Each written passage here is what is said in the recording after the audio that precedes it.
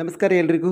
ನಮ್ಮ ಚಾನಲ್ ಅಬ್ಬಿಗಂಡು ಕ್ರಿಯೇಷನ್ಸ್ಗೆ ಆತ್ಮೀಯ ಸ್ವಾಗತವನ್ನು ಕೋರ್ತಾ, ಆ್ಯಸ್ ಯೂಶ್ವಲ್ ನಿಮ್ಮ ನಿರಂತರ ಬೆಂಬಲಕ್ಕೆ ಧನ್ಯವಾದಗಳನ್ನು ತಿಳಿಸ್ತಾ, ಈ ಬೆಂಬಲ ಹೀಗೆ ಇರಲಿ ಅಂತ ಹೇಳ್ತಾ, ಒಂದು ಅದ್ಭುತವಾದಂಥ ಒಂದು ಯೋಜನೆ ಇವತ್ತು ರೈತರಿಗೆ ವಿಶೇಷವಾಗಿ ನಾನು ಯಾವಾಗಲೂ ಮೆನ್ಷನ್ ಮಾಡ್ತೀನಿ, ನಮ್ಮ ದೇಶದ ಬೆನ್ನೆಲುಬು ಅಂತಲೇ ಹೇಳ್ಬೋದು ರೈತರು. ಸೊ ನಮ್ಮ ಆರ್ಥಿಕ ವ್ಯವಸ್ಥೆ ಇರ್ಬೋದು, ಪ್ರತಿಯೊಂದು ಕ್ಷೇತ್ರಗಳಲ್ಲೂ ಕೂಡ ರೈತರು ಪ್ರಮುಖ ಪಾತ್ರವನ್ನು ವಹಿಸ್ತಾರೆ. ಅಂತಹ ರೈತರಿಗೆ ಪ್ರಧಾನಮಂತ್ರಿ ಈ ಯೋಜನೆಯಿಂದ ಸಿಗಲಿದೆ ತಿಂಗಳಿಗೆ 3,000 ರೂಪಾಯಿವರೆಗೆ ಈ ಯೋಜನೆಯಲ್ಲಿ ಸಿಗ್ತಾ ಹೋಗುತ್ತೆ. ಜೊತೆಗೆ ಅಂದರೆ ವರ್ಷಕ್ಕೆ ತಿಂಗಳಿಗೆ 3,000 ರೂಪಾಯಿ, ವರ್ಷಕ್ಕೆ 36,000 ರೂಪಾಯಿವರೆಗೆ ಸಿಗ್ತಾ ಹೋಗುತ್ತೆ. ಕೆಲಸ ಮಾಡಲು ಆಗದೆ ಸುಮ್ಮನೆ ಕೂತ್ಕೊಂಡಿದ್ದರೂ ಕೂಡ ಸುಮ್ಮನೆ ಕೂತ್ಕೊಂಡಿರೋ ಸಮಯದಲ್ಲೂ ಕೂಡ ರೈತರಿಗೆ ಈ ಒಂದು 3,000 ರೂಪಾಯಿ ಅನ್ನುವಂಥದ್ದು ಪಿಂಚಣಿ ರೂಪದಲ್ಲಿ ಪ್ರತಿ ತಿಂಗಳು ಕೂಡ ಅಕೌಂಟಿಗೆ ಬರ್ತಾ ಇರುತ್ತೆ. ತನ್ನ ಜೀವನದ ಕಷ್ಟಪಟ್ಟಂಥ ಸಮಯದಲ್ಲಿ ಆರಾಮಾಗಿ ಕೂತ್ಕೊಳ್ಳುವಂಥ ಕೆಲಸ ಸಮಯದಲ್ಲೂ ಕೂಡ ತನ್ನ ಸಣ್ಣ ಪುಟ್ಟ ಖರ್ಚು ವೆಚ್ಚಗಳೇನಿದೆಯಲ್ಲ ಅದನ್ನು ನಿಭಾಯಿಸ್ಕೊಳ್ಳೋದಕ್ಕೆ, ಇನ್ನೊಬ್ಬರ ಮೇಲೆ ಚಿಕ್ಕ ಪುಟ್ಟದಕ್ಕೆಲ್ಲ ಯಾವುದಕ್ಕೆ ಹೊರೆಯಾಗದೆ ಸಣ್ಣ ಪುಟ್ಟ ಖರ್ಚುಗಳನ್ನು ತನ್ನ ಇಳಿ ವಯಸ್ಸಿನಲ್ಲಿ ನಿರ್ವಹಿಸಿಕೊಳ್ಳುವುದಕ್ಕೂ ಕೂಡ ಸಹಾಯ ಆಗುವಂಥ ಒಂದು ಪ್ಲ್ಯಾನ್ ಇರುವಂಥದ್ದು ಇದು. ಹಾಗಾದರೆ ಈ ಯೋಜನೆ ಯಾವುದು, ಯಾರಿಗೆಲ್ಲ ಯೋಜನೆ ಅನುಕೂಲ ಆಗುತ್ತೆ, ಏನು ಲಾಭ ಇದೆ ಇದರಲ್ಲಿ, ಮತ್ತು ಯಾರೆಲ್ಲ ಇದನ್ನು ಬಳಸ್ಕೊಳ್ಬೋದು, ಈ ಒಂದು ಪ್ಲ್ಯಾನ್ ಏನು ಅನ್ನೋದ್ರ ಬಗ್ಗೆ ಕಂಪ್ಲೀಟಾಗಿ ಡೀಟೇಲ್ಸನ್ನು ನಾನು ಕೊಡ್ತೀನಿ. ಪ್ರತಿಯೊಬ್ಬ ರೈತರಿಗೆ ತಲುಪುವರೆಗೂ ಕೂಡ ಇದನ್ನು ಶೇರ್ ಮಾಡಿ ಅಂತ ಹೇಳೋಕ್ಕೆ ಇಷ್ಟಪಡ್ತೀನಿ. ಎಲ್ಲ ರೈತರು ಇದನ್ನು ಪಡ್ಕೊಳ್ಳಿ, ಯಾಕೆ ಸರ್ಕಾರ ಕೊಡುವಂಥದ್ದು, ನಾವೇ ನಮ್ಮ ಕೈಯಿಂದ ಕೊಡುವಂಥದ್ದಲ್ಲ. ಹಾಗಾಗಿ ಪ್ರತಿಯೊಬ್ಬರು ಕೂಡ ಯೂಸ್ ಆಗಲಿ ಅಂತ ಹೇಳ್ತಾ, ನಮ್ಮ ಚಾನಲ್ ಸಬ್ಸ್ಕ್ರೈಬ್ ಮಾಡಿಲ್ಲ ಅಂದರೆ ಸಬ್ಸ್ಕ್ರೈಬ್ ಮಾಡಿಕೊಳ್ಳಿ, ಬೆಲ್ ಐಕಾನ್ ಪ್ರೆಸ್ ಮಾಡೋದನ್ನು ಮರಿಬೇಡಿ. ತನ್ನ ಮೂಲಕ ಎಲ್ಲ ಆಡಿಯೋ ಮತ್ತು ವಿಡಿಯೋಗಳು ನೇರವಾಗಿ ನಿಮ್ಮ ಕೈ ಸೇರುತ್ತೆ. ಜೊತೆಗೆ ಆದಷ್ಟು ಜನಕ್ಕೆ ಶೇರ್ ಮಾಡಿ ಅಂತ ಹೇಳ್ತಾ, ಪ್ರಧಾನಮಂತ್ರಿ ಕಿಸಾನ್ ಮಾನ್ಧನ್ ಯೋಜನೆ. ಹಾಗಾದರೆ ಇದು ಏನು ಅಂತ ನೋಡೋದಾದರೆ, ಈ ಯೋಜನೆಯಲ್ಲಿ ರಿಜಿಸ್ಟ್ರೇಷನ್ ಮಾಡಿಕೊಂಡವರಿಗೆ ತಿಂಗಳಿಗೆ 3,000 ರೂಪಾಯಿವರೆಗೆ ಬರುತ್ತೆ. ಯಾವ ಲೆಕ್ಕದಲ್ಲಿ? ಪಿಂಚಣಿ ರೂಪದಲ್ಲಿ ಪ್ರತಿ ತಿಂಗಳು ಕೂಡ 3,000 ರೂಪಾಯಿ ಬರ್ತಾ ಹೋಗುತ್ತೆ. ಹಾಗಾದರೆ ಈ ಯೋಜನೆಯಲ್ಲಿ ಪಿಂಚಣಿ ಪಡಿಬೇಕಾದ್ರೆ ಯಾವ ರೀತಿಯಲ್ಲಿ ಅಪ್ಲೈ ಮಾಡಬೇಕು, ಯಾರೆಲ್ಲ ಅಪ್ಲೈ ಮಾಡ್ಬೋದು, ನಮ್ಮದೇನಾದರೂ ಕಾಂಟ್ರಿಬ್ಯೂಷನ್ ಇದೆಯಾ ಅಥವಾ ಸರ್ಕಾರದ ಮಾತ್ರ ದುಡ್ಡು ಕೊಡುತ್ತಾ, ಇದೆಲ್ಲದ್ರ ಬಗ್ಗೆ ಕೂಡ ನಾನು ಡೀಟೇಲ್ಸಾಗಿ ಹೇಳ್ತೀನಿ. ಒಂದಂತೂ ನಿಜ, ಸಣ್ಣ ಹಾಗೂ ಅತಿ ಸಣ್ಣ ರೈತರ ವೃದ್ಧಾಪ್ಯದ ಟೈಮ್ನಲ್ಲಿ ಅವರಿಗೊಂದು ಅನುಕೂಲ ಆಗುತ್ತೆ ಮತ್ತು ಆರ್ಥಿಕ ವ್ಯವಸ್ಥೆ ಕೂಡ ಸಪೋರ್ಟ್ ಮಾಡುತ್ತೆ ಅಂತ ಹೇಳೋಕ್ಕೆ ಇಷ್ಟಪಡ್ತೀನಿ. ಹಾಗಾಗಿ ಈ ಯೋಜನೆ ಪ್ರಧಾನಮಂತ್ರಿ ಕಿಸಾನ್ ಮಾನ್ಧನ್ ಯೋಜನೆ ಮುಖ್ಯ ವಿಶೇಷತೆಗಳೇನಂತಂದರೆ, ಈ ಯೋಜನೆಯು ಸಣ್ಣ ಮತ್ತು ಅತಿ ಸಣ್ಣ ರೈತರಿಗೆ ಆರ್ಥಿಕ ಸುರಕ್ಷತೆ ನೀಡುವ ಉದ್ದೇಶವನ್ನು ಹೊಂದಿರುವಂಥದ್ದು. ಇದು ಸ್ವಯಂ ಪ್ರೇರಿತ ಮತ್ತು ಅಂಶದಾನ ಆಧಾರಿತ ಪಿಂಚಣಿ ಯೋಜನೆ ಆಗಿರುವುದರಿಂದ ರೈತರು ತಮ್ಮ ವಯಸ್ಸಿನ ಆಧಾರದ ಮೇಲೆ ಮಾಸಿಕ ಕಂತುಗಳನ್ನು ಪಾವತಿಸ್ತಾ ಬರ್ತಾರೆ ಮತ್ತು ಸರ್ಕಾರವು ಅದೇ ಪ್ರಮಾಣದಲ್ಲಿ ಅಂಶದಾನವನ್ನು ಕೂಡ ನೀಡ್ತಾ ಇಂತಿಷ್ಟು ಪ್ರಮಾಣ ಅಂತ ಕೂಡ ನೀಡ್ತಾ ಹೋಗುತ್ತೆ. 60 ವರ್ಷ ಯಾವಾಗ ಹಾಗಾದರೆ ಇದು ಪಿಂಚಣಿ ಬರೋಕ್ಕೆ ಸ್ಟಾರ್ಟ್ ಆಗುತ್ತೆ? ನಾನು ಆಗಲೇ ಹೇಳಿದೆ, ವೃದ್ಧಾಪ್ಯದ ಕಾಲದಲ್ಲಿ ನಮ್ಮ ಖರ್ಚನ್ನು ತಾವೇ ನಿಭಾಯಿಸಿಕೊಳ್ಳೋಕ್ಕೆ, ಸ್ವಲ್ಪ ದಿನನಿತ್ಯದ ಖರ್ಚು ವೆಚ್ಚಗಳನ್ನು ಹೋಗಲಾಡಿಸಿಕೊಳ್ಳೋದಕ್ಕೆ ಅನುಕೂಲವಾಗುವ ಹಾಗೆ 60 ವರ್ಷ ತುಂಬಿದ ನಂತರ ರೈತರು ಏನು ಮಾಡ್ತಾರೆ, ರೈತರ ಆಪತ್ಕಾಲಕ್ಕೆ ಅಥವಾ ಆಯುಷ್ ಕಾಲಕ್ಕಂತಲೇ ಹೇಳ್ಬೋದು, 3,000 ರೂಪಾಯಿ ಮಾಸಿಕ ಪಿಂಚಣಿಯನ್ನು ಸರ್ಕಾರ ಕೊಡ್ತಾ ಹೋಗುತ್ತೆ. ಅದನ್ನು ರೈತರು ಪಡ್ಕೊಳ್ಬೋದು. ಹಾಗಾದರೆ ಈ ಯೋಜನೆ ಪ್ರಮುಖ ಅಂಶಗಳೇನು ಅಂತ ಬಂದರೆ, ಪಿಂಚಣಿಯ ಪ್ರಮಾಣ ಹೇಗೆ? ಪ್ರತಿ ತಿಂಗಳು 3,000 ರೂಪಾಯಿ ಸಿಗ್ತಾ ಹೋಗುತ್ತೆ. ವರ್ಷಕ್ಕೆ ಎಷ್ಟಾಯಿತು? 36,000 ರೂಪಾಯಿ ಪಿಂಚಣಿ ಸಿಗುತ್ತೆ. ನಾವೆಲ್ಲ ಹೇಳ್ತೀವಲ್ಲ, ನೌಕರರಿಗೆ ನಿವೃತ್ತಿ ಹೊಂದಿದರೆ ಪಿಂಚಣಿಗಳು ಸಿಗುತ್ತೆ, ಅವರ ಜೀವನವನ್ನು ಮತ್ತೆ ವೃದ್ಧಾಪ್ಯದ ಟೈಮಲ್ಲಿ ರಿಟೈರ್ಡ್ ನಂತರ ಆದಮೇಲೆ ಅವರು ಜೀವನ ನಿರ್ವಹಿಸೋದಕ್ಕೆ ಅನುಕೂಲ ಆಗುತ್ತೆ ಅಂತ ಹೇಳಿಬಿಟ್ಟು, ಇಲ್ಲೂ ಕೂಡ ಹಾಗೆ ರೈತರಿಗೆ ಅನುಕೂಲ ಆಗುವಂಥ ಒಂದು ಸೇಮ್ ಕಾನ್ಸೆಪ್ಟ್ ಇರುವಂಥದ್ದು. ಹಾಗಾದರೆ ಏನು ಅರ್ಹತೆ ಇದೆ ಅಥವಾ ಯೋಗ್ಯತೆ ಏನು ಅಂತಂತ ಬಂದರೆ, 2 ಹೆಕ್ಟೇರ್ವರೆಗೆ ಜಮೀನು ಹೊಂದಿರುವ ಸಣ್ಣ ಮತ್ತು ಅತಿ ಸಣ್ಣ ರೈತರು ಏನು ಮಾಡ್ಬೋದು, ಇದರ ಪ್ರಯೋಜನವನ್ನು ಪಡ್ಕೊಳ್ಬೋದು. ಇನ್ನೊಂದು ವಯಸ್ಸು, ಯಾರೆಲ್ಲ ರಿಜಿಸ್ಟ್ರೇಷನ್ ಮಾಡ್ಕೊಳ್ಬೋದು ಇದರಲ್ಲಿ? 18ರಿಂದ 40 ವರ್ಷಗಳ ನಡುವೆ ವಯಸ್ಸಿರಬೇಕು. 18 ವರ್ಷ ವಯಸ್ಸು ಮತ್ತು ಅದರಿಂದ 48 ವರ್ಷದ ನಡುವೆ ಇರುವವರು ಇದರಲ್ಲಿ ರಿಜಿಸ್ಟ್ರೇಷನ್ ಮಾಡಿಕೊಂಡು ನೋಂದಾಯಿಸಿಕೊಂಡು ಯೋಜನೆಯನ್ನು ಪಡೆದುಕೊಳ್ಬೋದು. ಮಾಸಿಕ ಕಂತನ್ನು ಎಷ್ಟು ಕಟ್ಟಬೇಕಾಗತ್ತೆ? ನಾನು ಆಗಲೇ ಹೇಳಿದೆ, ನಮಗೆ ಪಿಂಚಣಿ ಬರಬೇಕಾದ್ರೆ ಸರ್ಕಾರ 60 ವರ್ಷ ಆದಮೇಲೆ, ಕೇಂದ್ರ ಸರ್ಕಾರ 60 ವರ್ಷ ಆದಮೇಲೆ ನಮಗೆ 3,000 ಪ್ರತಿ ತಿಂಗಳು ಕೂಡ ನಮ್ಮ ಅಕೌಂಟಿಗೆ ಹಾಕ್ತಾ ಹೋಗುತ್ತೆ. ಹಾಗಾದರೆ ಇವಾಗ ನಾವು ಎಷ್ಟು ಕಟ್ಟಬೇಕು? ತುಂಬ ಕಡಿಮೆ, ಜಾಸ್ತಿ ಕಟ್ಟುವ ಹಾಗಿಲ್ಲ.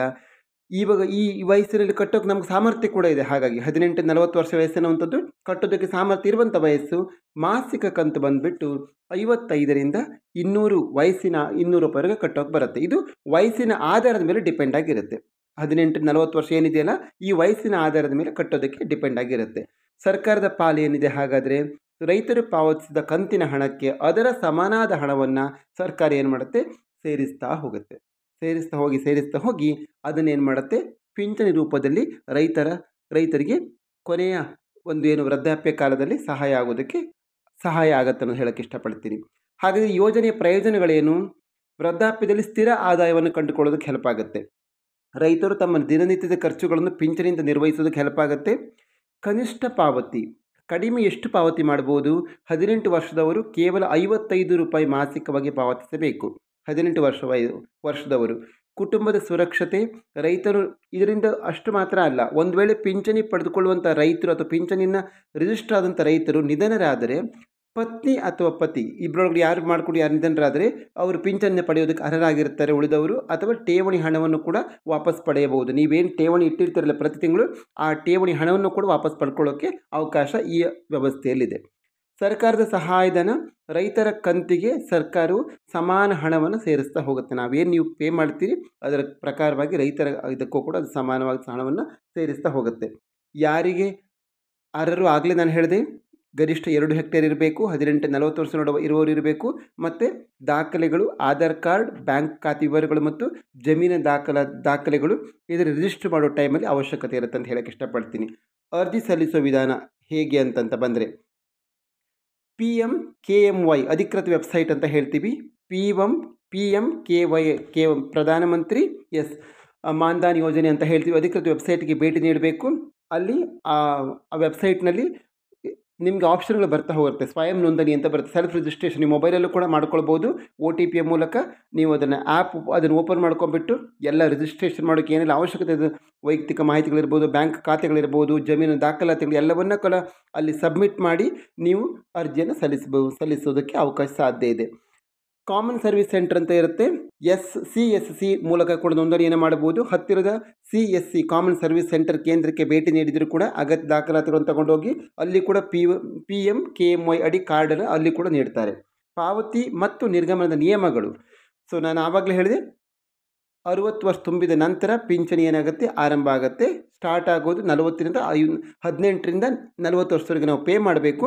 ಮತ್ತು 60 ವರ್ಷ ತುಂಬಿದ ನಂತರ ಈ ಯೋಜನೆ ಅನ್ನೋದು ಸ್ಟಾರ್ಟ್ ಆಗುತ್ತೆ. ನಮಗೆ ಯೋಜನೆಯಿಂದ 60 ವರ್ಷಕ್ಕಿಂತ ಮೊದಲು ಒಂದು ವೇಳೆ ನಿಲ್ಲಿಸಿದರೆ ಠೇವಣಿ ಹಣ ಪ್ಲಸ್ ಬಡ್ಡಿ ಕೂಡ ನೀಡಲಾಗುತ್ತೆ. ಒಂದು ವೇಳೆ 60 ವರ್ಷದ ಒಳಗಡೆ ನೀವು ಇದನ್ನು ಸ್ಟಾಪ್ ಮಾಡಿದ್ರಿ ಅಂತಂದರೆ ಠೇವಣಿ ಹಣ ಕೂಡ ಸಿಗುತ್ತೆ ಮತ್ತು ಬಡ್ಡಿಯನ್ನು ಕೂಡ ನೀಡಲಾಗುತ್ತೆ.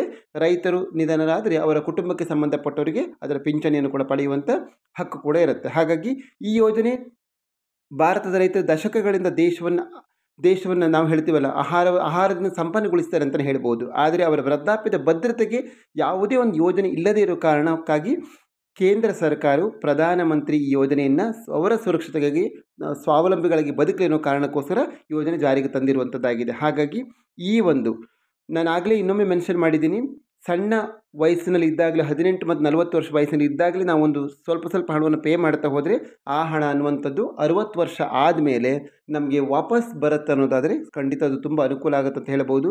ಸಣ್ಣ ಮೊತ್ತದ ಮಾಸಿಕ ಪಾವತಿಯಿಂದ ಅವರು ವೃದ್ಧಾಪ್ಯದಲ್ಲಿ ಕೂಡ ಆರ್ಥಿಕವಾಗಿ ಸ್ವಾವಲಂಬಿಗಳಾಗಿ ಬದುಕೋದಕ್ಕೆ ಬಹಳ ಸಪೋರ್ಟ್ ಮಾಡುತ್ತೆ. ಹಾಗಾಗಿ ಯಾರಾದರೂ ಇದರ ಬಗ್ಗೆ ಅವೇರ್ನೆಸ್, ತುಂಬ ಜನಕ್ಕೆ ಈ ಯೋಜನೆ ಬಂದು ತುಂಬ ಟೈಮ್ ಆಗಿದೆ, ಇವತ್ತು ನಿನ್ನೆ ಬಂದಿರುವಂಥದ್ದಲ್ಲ. ಯಾರಾದರೂ ಈ ಯೋಜನೆ ಬಗ್ಗೆ ಅವೇರ್ನೆಸ್ ಇಲ್ಲ ಅಂದರೆ ಖಂಡಿತ ಅವರಿಗೆ ಇದರ ಬಗ್ಗೆ ಅರಿವನ್ನು ಮೂಡಿಸಿ, ಜೊತೆಗೆ ಈ ಯೋಜನೆಯನ್ನು ನೀವೆಲ್ಲರೂ ಉಪಯೋಗಿಸ್ಕೊಳ್ಳಿ ಅಂತ ಹೇಳೋಕ್ಕೆ ಇಷ್ಟಪಡ್ತೀನಿ. ಮುಂದಿನಗಳು ಹೇಗಿರುತ್ತೆ ಅಂತ ಗೊತ್ತಿರೋದಿಲ್ಲ. ಜೊತೆಗೆ ಅವಶ್ಯಕತೆ ಇರುವವರಿಗೆ ಒಂದಿಷ್ಟು ಜನಕ್ಕೆ ಶೇರ್ ಮಾಡಿ ಅಂತ ಹೇಳೋಕ್ಕೆ ಇಷ್ಟಪಡ್ತೀನಿ. ನೀವು ಎಲ್ಲ ಕಡೆ ಇದನ್ನು ಶೇರ್ ಮಾಡಿದ್ರಿ ಅಂದರೆ ಖಂಡಿತ ಅದರ ಬಗ್ಗೆ ಅವೇರ್ನೆಸ್ ಇಲ್ಲದಿದ್ದವ್ರಿಗೆ ಕೂಡ ಹೆಲ್ಪ್ ಆಗುತ್ತೆ. ಅವರಿಗೂ ಕೂಡ ವೃದ್ಧಾಪ್ಯದ ಕಾಲದಲ್ಲಿ ಒಂದು ಹಂತದ ಜೀವನ ನಡೆಸೋದಕ್ಕೆ ಹೆಲ್ಪ್ ಆಗುತ್ತೆ ಅಂತ ಹೇಳ್ತಾ, ನಿಮ್ಮ ಈ ನಿರಂತರ ಬೆಂಬಲ, ಸಪೋರ್ಟ್ ಹೀಗೆ ಇರಲಿ. Thank you so much.